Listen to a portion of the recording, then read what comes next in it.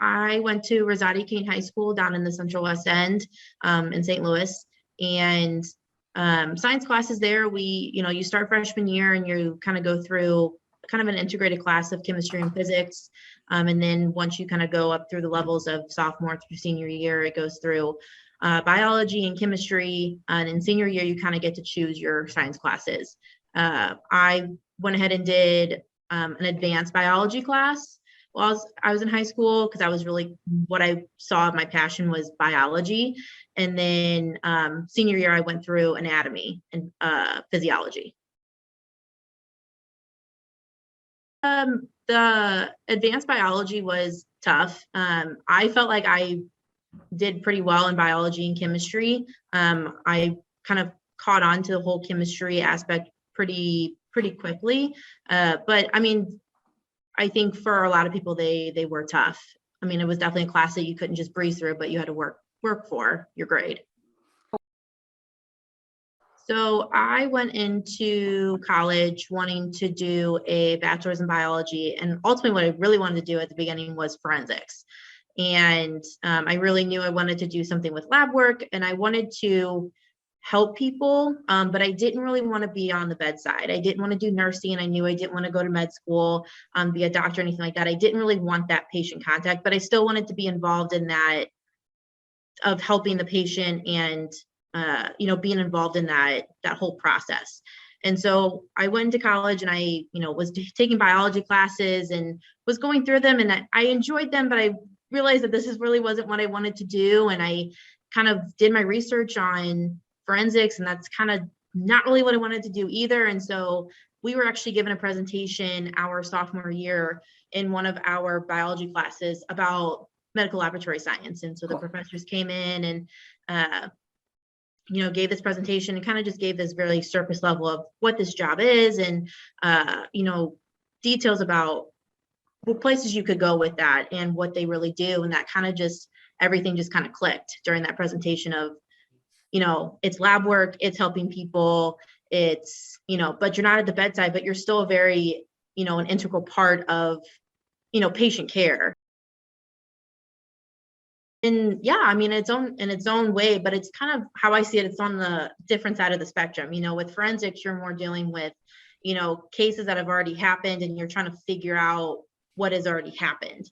On the other side, medical laboratory science is that you're doing this in, present time in real life. And, this person is very much, still alive, and you're kind of making a continuous process with them of trying to figure out these pieces of their health. I was in, biology classes, and then I also took organic chemistry. My biology classes, I mean, yes, it's like good to have a very, well-rounded knowledge of, every science and human life and how cells are and things like that. I mean, that's very important. As much as I didn't like organic chemistry, I mean, it did help, because you are dealing with, chemicals here and acids and bases. And sometimes you have to make up solutions, and you have to have that, that basic general knowledge of, how to make those up and making dilutions and things like that. And so, going through those, as much as I really didn't love organic chemistry, I mean, it does help now that I, have been in this career now and look back at it and have been, doing this day to day. So I got my degree and went through my courses at Bellarmine University in Louisville, Kentucky. And how our program was set up there is that we do classes. You start your junior year. So your classes, your fall and spring of junior year, and then you do a summer semester. And then you have your last set of classes, your fall of junior or senior year. And then your whole clinical rotation is your last semester. And so you basically, you work a full-time job just without getting paid for it, but you show up to work every day, you show up on day shift, and which is varying between 6 a.m. or 7 a.m. in the morning, and you get integrated into the workflow, and you get to really do everything that you've been learning in the classroom. You now get to put all of that into hands-on training, and you get to see how this really is in real life, and really seeing real life patients instead of simulated things that you had done in the lab in the classroom. So my very first rotation was actually blood bank, and which was also the one, coincidentally, was my one I was most nervous for, just because, when you're going through this class, I mean, you're really thinking about these are real life people, and you can really, any mistake can really be detrimental to somebody. And so now that you're in this workspace and, you're working alongside these people who, this is what they love to do and this is their passion, and they know all this stuff because they've been doing it for so long, and you're walking in here with, like, I'm new, I just went to class. And so that was kind of the part where I really, once I was doing that clinical and going through that rotation, it really solidified that this is really cool. I really like to do this. And I'm glad I chose this because, I mean, this is a really cool field, and this is really what I want to do for the rest of my life and make a career out of this. Absolutely. I mean, you are going in, I mean, most of the time you don't know any of these people that are, training you, but it's also just scary that, you go through these classes and you're going through these lectures in these simulated labs, and it's comfortable in there because it's simulation and it's just learning, lecture, and it's learning, things about this, but you're actually now putting everything that you know into action, and you're dealing with real people that are coming into the hospital with real issues going on. So yeah, I mean, it is terrifying, especially, walking in and you have really no idea what's going on, and you're not knowing the software or the processes and anything like that. So yeah, absolutely. It's very intimidating. So I actually have family who does forensics, which is where that kind of stems from. But yeah, I mean, we have a couple nurses, like cousins and aunts, but in my immediate family, yes, I am the only healthcare worker.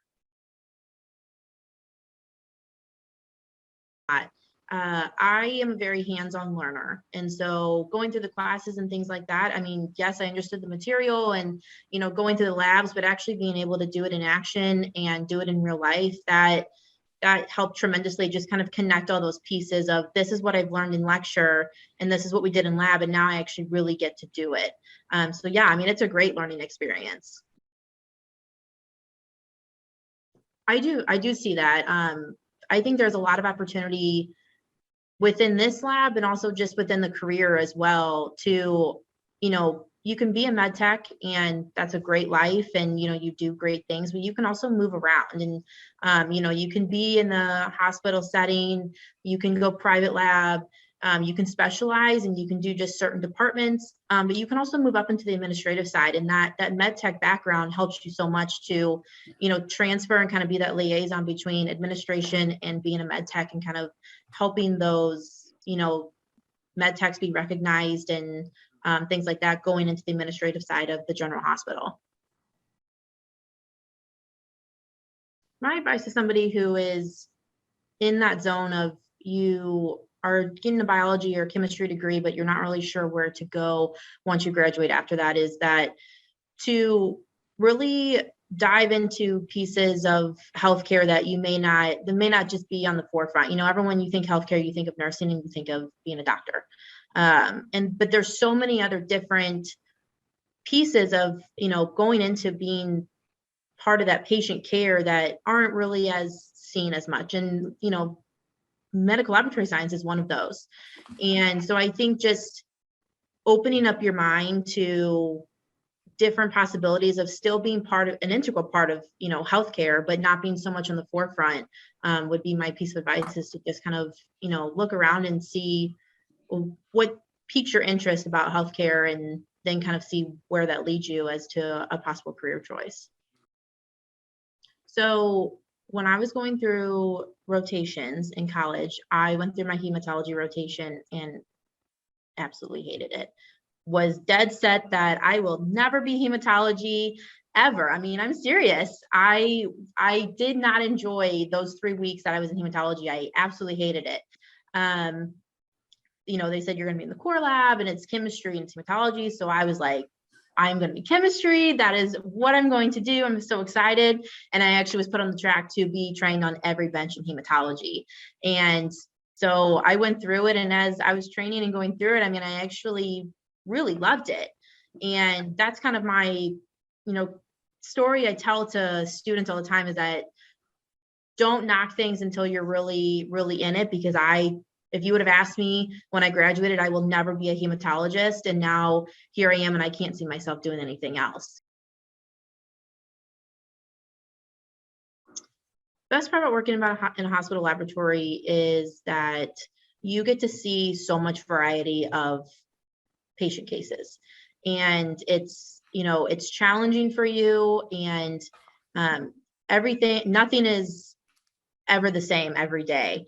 And you get to see so much variety in what you do, and really get to put on your critical thinking skills of putting all of that education that you have into action, and really getting to be an integral part of figuring out those results in patient care. The worst part is that you do deal with a lot of different people and a lot of different healthcare personnel, and sometimes they have varying opinions. And um, you know that can get kind of tricky, because you're wanting to turn out something here, and they're questioning that. And so that can kind of make for some sticky days of just having to constantly deal with a lot of different hands when it comes to one patient or patient care as a whole. So a lot of typical interaction in a day is you call criticals back to nurses or doctors, but they also have the option to call you and ask questions. They're unsure about what this result really means. So really a lot of times they'll call and ask about different results and what that means and how to interpret them. But also they'll ask some follow-up questions about, what else should I be ordering? Or, what does this mean for, my patient? Or what's the next step in the process? And so being able to kind of help them and guide them and answer those questions is a good chunk of your day.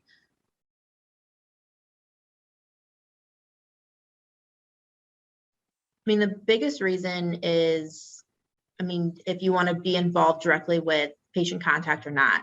That's the biggest difference, is that, lab work is kind of seen as behind the scenes. So you're not, dealing with the patient directly, you're not at the bedside. And so you get to do all this work and this investigation and this critical thinking, but you're kind of behind the curtain, and you're the people in the lab that are in the hospital that is not really seen. These results just go into the patient chart. And so between being a nurse and, doing PT and OT, is that you don't have that contact with that patient. And it can be seen as, that's a good thing or a bad thing, just kind of depends on where you want to be in that healthcare story. Absolutely. It can be very seen as a hidden career, for the fact that we really don't deal with patient contact directly. You receive their samples, you receive their blood, you receive whatever thing that you are testing, but you're not at the patient bedside. You're not talking to them. You're not explaining the results directly to them. You're going through other personnel to get that point across. But people say it's a hidden career, it's also very important, though. And I think that kind of gets thrown into and lost in that hidden career, is that, without the lab, there would be no patient care. And, we're the start of patient care, because no one knows what's going on until you get lab results back. And so as hidden as we are still a very important and integral part of patient care.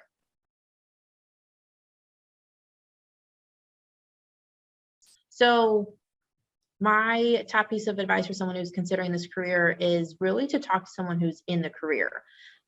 It's very easy to, take surface level. You see the classes and they're intimidating, and, you think lab work, and, sometimes that kind of turns people away. But really talk to someone who's in the career, and talk about what their daily life is like and what they do day to day. And, ask about, patient stories, because everyone has one that, is, they have a really good patient story or a crazy patient story that they helped with that patient. And that would be my advice, is to just really ask those nitty-gritty questions to someone who's actually, doing this job. Yeah. So automation is a fantastic thing. It helps eliminate a lot of sources of human error, and it helps kind of speed along and smooth out the transition of samples that come from, collection time to final result entry into the patient chart. And it's a beautiful and great thing. But to also keep in mind that a lot of times when people think about automation in the laboratory, they think that that's what's becoming, the issue of this career becoming extinct, is that everything's going to be automated.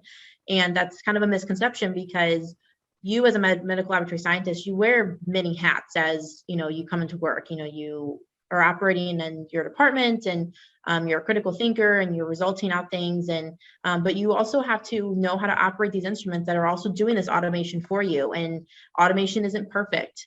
And so you have to still have that background and that, that core knowledge of what you're doing to, if something comes off the automation or the robotic line that doesn't look exactly right, it's your job to then go back and figure out what happened. Or, and with every instrument, with every, robotics line, they can go down and they can be broken. And so it's, being able to troubleshoot that, and as well as to make sure that, you can still result out accurate results.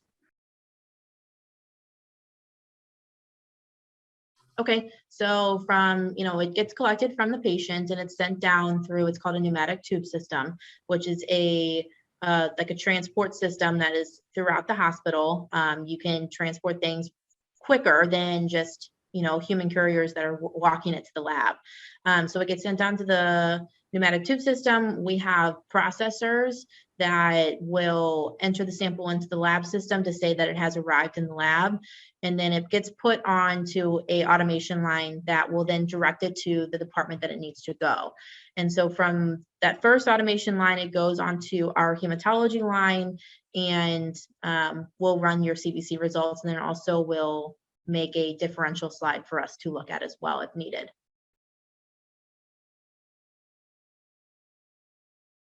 So you'll have the core main parts that everyone really wants to look for is the white blood cell count, the red blood cell count, your hemoglobin, your hematocrit, and your platelet. So some skill sets that you should have are, being really detail oriented, because these instruments are, based on very specific details and very specific measurements. And so going in that, to have a general knowledge, and you have service techs that will help you with that or walk you through steps. But it can be intimidating, because you really don't want to make a problem that's already there larger. You want to create new issues. So that can be intimidating, but it's kind of cool, because you kind of get to, be sort of like an engineer, because you're fixing this parts, and you can, replace different things and things like that. So, it is kind of intimidating when you're new to it, but I think it's kind of cool that you get to also do science, and you also get to do, something else. So every day, your shift will always start off with running quality control, which is specific set parameters that you run at every shift to make sure that your instruments are functioning where they should be, and so that you can then turn out accurate results for patients. And so once you go through any maintenance that you have to do on your instruments, and you have, daily maintenance, and you also have specific things that are done weekly or monthly or anything like that, just kind of depends on where you are in the month. You run your quality control, and then you start running patients, and every patient is, you have to treat with care, because it's never, no two patients are ever the same. And so you kind of go through your day and just kind of take it sample by sample and run your results.